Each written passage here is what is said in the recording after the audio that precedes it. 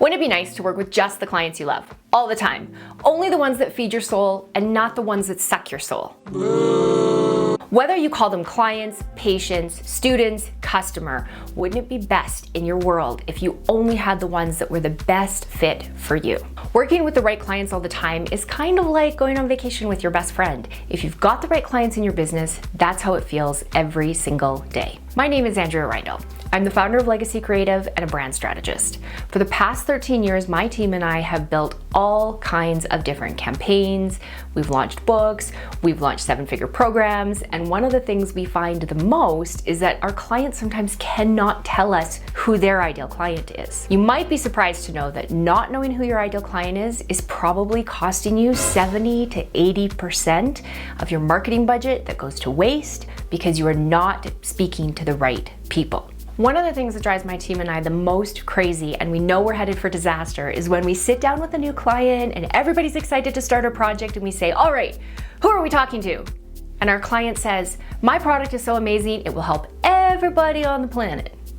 What we know when we hear that is, we're about to waste a lot of time and money trying to get clear on who are we selling this product to. Remember it this way, as Sunny Linda Durzo says, broad equals broke, specific equals sales. If you cannot get clear about who your client is, you will waste your time and money.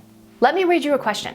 How much easier and more profitable would your business be if you had epically awesome clients, at least 85% of the time, who gladly paid you top dollar and left you raving reviews?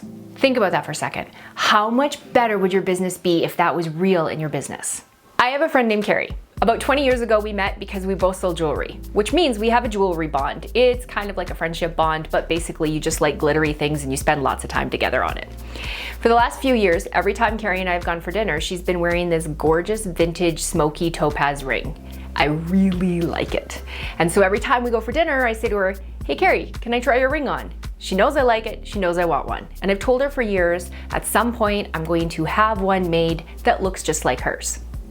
Now, about 3 months ago, I checked my phone and Carrie had sent me a text message, and in the text message was a link that said, hey, check it out. Here's a ring just like mine. Maybe you want to buy it. It was on a vintage jewelry site in the city I live in my size, and it looked exactly like Carrie's. So it was a super simple thing for me to click on the link, look at it, say yes, and purchase the ring. Here's the thing, because Carrie knew that I was looking for a ring like that, it was an easy yes for her to send me the link, and it was an easy yes for me to purchase the ring. Remember, I said we bonded over jewelry, so there are times she could have sent me like other vintage jewelry, so for example, plastic earrings from 1980s, because those are vintage, or like a retro piece from the 70s, because it's vintage. But she doesn't send me random links about jewelry. She sent me a link about the ring, or to buy the ring, because really she knew that's what I wanted. It was a super simple, easy yes. All right, let me tell you another story. My first business coach, his name was Brandon Allen. He was amazing. I loved his coaching. He got me through setting up processes in my business. He helped me be able to track time. He taught me what KPIs and metrics were. He's a great business coach. We've stayed friends for years, and a while ago I was talking to him and I said, hey Brandon, who are you working with now, and what's your real ideal client? How can I be somebody who scouts clients for you? This is exactly what he sent me back. As for a qualified lead, this is what it looks like. Now I'm gonna read you the list. Number one, they're doing at least $500,000 in revenue, 1 million is best, with a net income of at least $150,000 a year.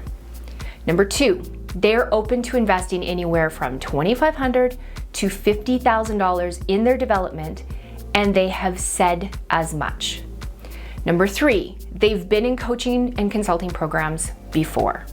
Because he does coaching and consulting, it's better if those people are already coaching and consulting clients.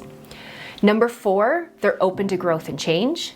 Brandon's gonna push you. He doesn't want people who aren't open to growth and change. Number five, married. And then in brackets he put, not completely necessary, but we do our best work with married people to families. If they're single and they have kids, that works too. Number six, they have a team at work, because he does a lot of leadership stuff, so he wants to work with people who have a team. He gave me such a specific list of people that I know how to send Brandon leads. I know how to say to someone, if I'm in a conversation, if I'm working with a colleague, if I'm at a networking event and someone's talking about a problem, I know who to send to Brandon. And the reason I know who to send to Brandon is because he gave me a bullet point list. I know the results he gets, he got them in my business, and it's easy for me to refer business to him. So, how do you actually get clear on your best who for your business?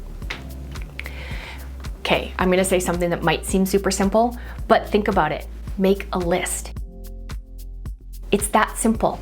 Make a list of your ideal client. Go through and think about things like, what are their values? What are their demographics? What are the things that are real in their life? How much money are they making? How much money? Think about Brandon's list. He's like, their business makes this much, but their net revenue is this much. This is how much they're taking home. He knows his client inside out. Think about all the things that you need to know about your client to make a list of what makes an ideal, perfect client for you. So here's the thing. When you, as the owner or the team of the owner or the visionary or the team of the visionary, are crystal clear on who your best client is, it's easy for other people to send you leads. It's easy for Facebook to send you leads. It's easy for an algorithm to know who to send you for leads. It's easy for your best ideal clients to slide happily into your inbox and want to do business with you and pay your top dollar to do business with you because they are the right clients. Remember, if you're trying to talk to everyone, you're actually talking to no one. Okay, so let me ask you this. Now that I've given you a couple of examples, what did you already know, but now you see in a new light? Share in the comments below so we can all learn together. And join us next week for more information on branding, user experience, and taking your business to the next level.